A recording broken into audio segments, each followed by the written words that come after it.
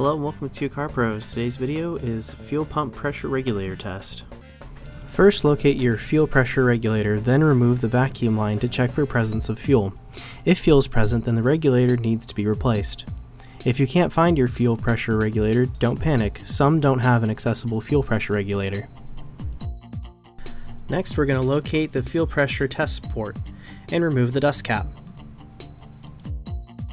Next, here's a shot of our fuel pressure test kit. These are common and are available at almost any parts dealer.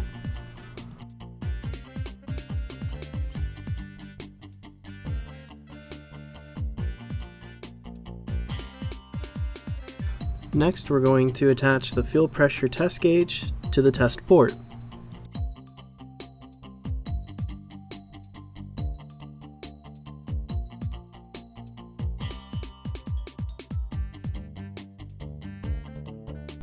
Next, turn the ignition to the on position and the gauge should jump up between 50 and 60 psi. If the gauge rises slowly, this could mean the fuel pump is weak or failing.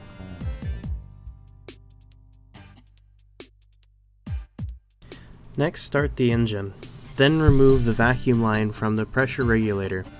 The pressure should jump between 5 and 7 psi. This means the regulator is functioning properly.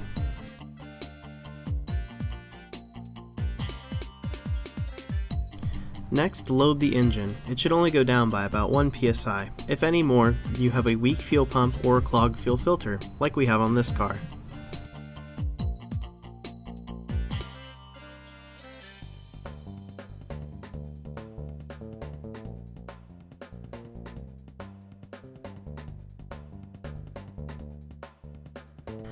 Next, disconnect the gauge and replace the dust cap.